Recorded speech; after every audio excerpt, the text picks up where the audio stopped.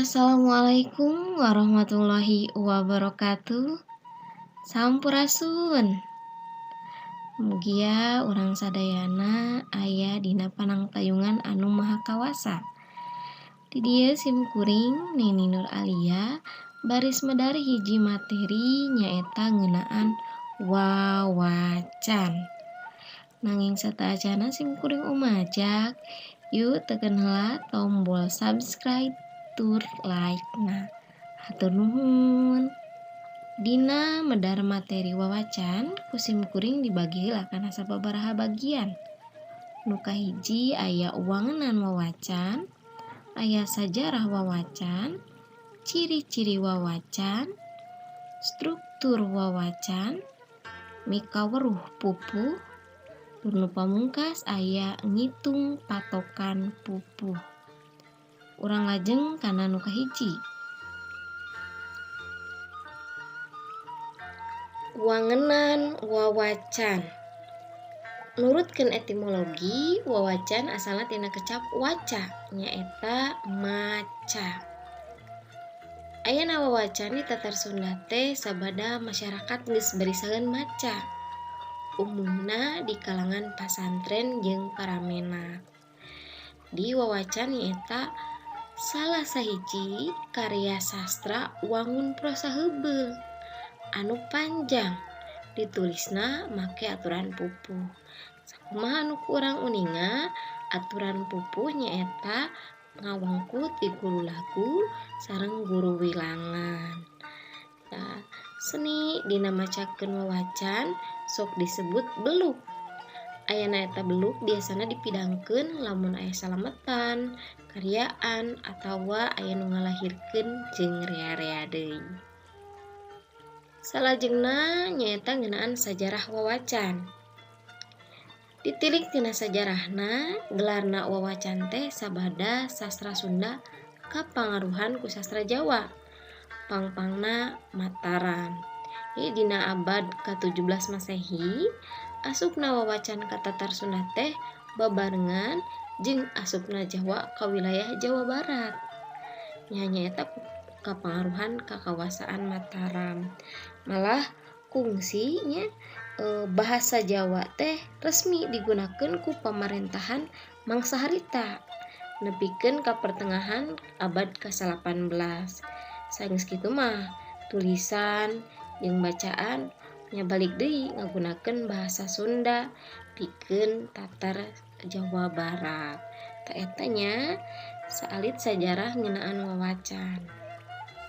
Ciri-ciri wawacan. Nu kahiji nyaeta wawacan teh caritana panjang.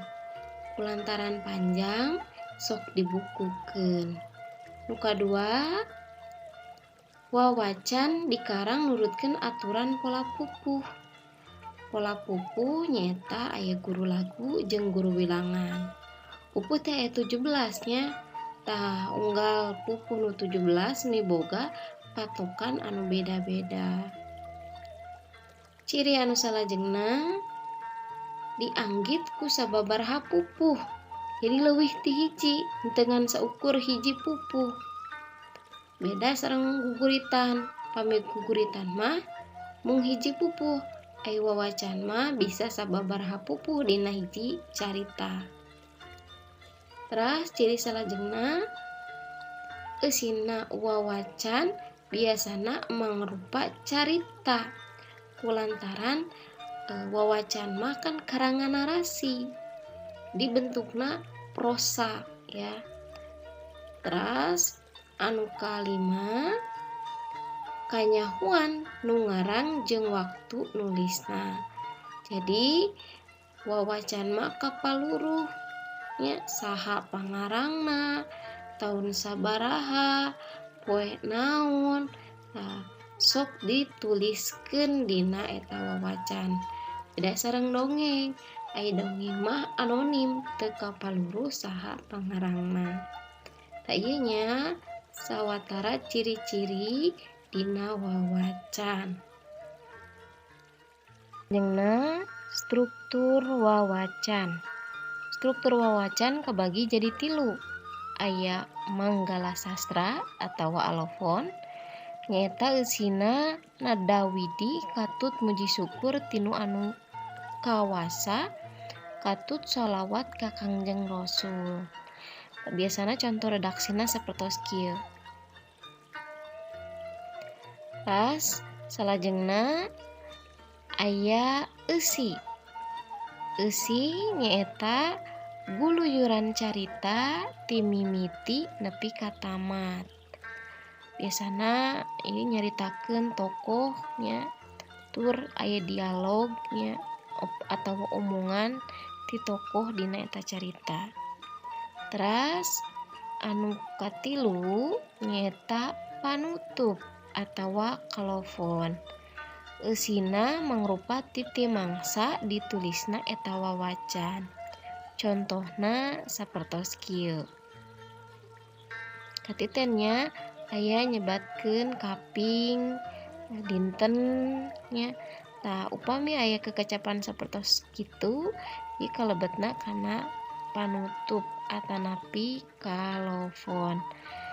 Tah eta struktur tina wawacan.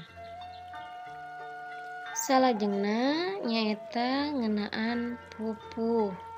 Sakumaha nu kurang uningan dina wawacan kapatok ku aturan pupuh. Naon si pupuh? Pupuh nyaeta patokan atawa aturan anu biasa dipake dina sawatara puisi Sunda. Anu kauger ku patokan guru lagu jeung guru wilangan. Ai guru lagu nyaeta sora vokal dina tungtung pada lisan. Sedengkeun guru wilangan nyaeta jumlah engang dina unggal pada lisan.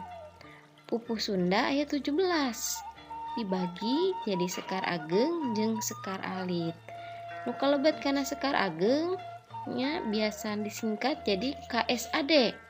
Nyaeta kinanti, sinom, asmarandana, dangdang gula. Sedengkeun nu kalebet kana sekar alit nyaeta sesa tina 17 tadi teh ya.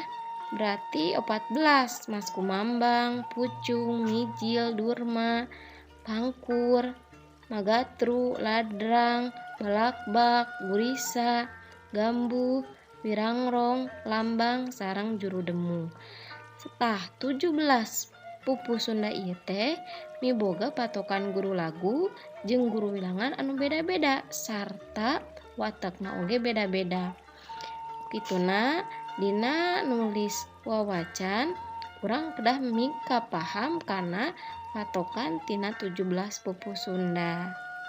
Eta nya ngeunaan pupuh. Sabada urang mikawanoh kana pupuh, ayeuna urang diajar ngitung patokan pupuh. Dina ngitung patokan pupuh nu urang tingali nyaeta guru wilangan sareng guru laguna. Tadi dia dihandap aya cutatan wawacan. Di dia aya sejanya bak ngelalana ngitung lembur ngajajah milangkori. Henteu puguh nu dijugjug balik paman sadaya. Nu ti mana tiluan semura rusuh. Lurah begal ngawalonan. Aing ngaran Jayapati. Pikeun urang mikawanoh kana guru wilangan, urang kedah ngitung jumlah engang dina unggal pada lisan. Di dia aya 7 pada lisan. Pada lisan kahiji sejaknya bak ngalalana. Kan urang kedah uninga yen guru wilangan teh jumlah engang. Ai engang teh nyaeta suku kata. Jadi ku urang dirucat ieu nya sejaknya bak ngalalana.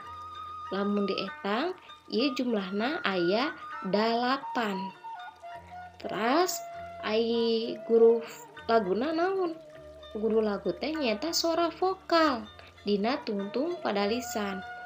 Tah barisan kahiji sora vokal nu pangtungtungna nyaeta A. Jadi guru laguna nyaeta A. Barisan kahiji polana nyaeta 8A. Barisan kedua ngitung lembur ngajajah milang kori. Jumlahna aya 11I.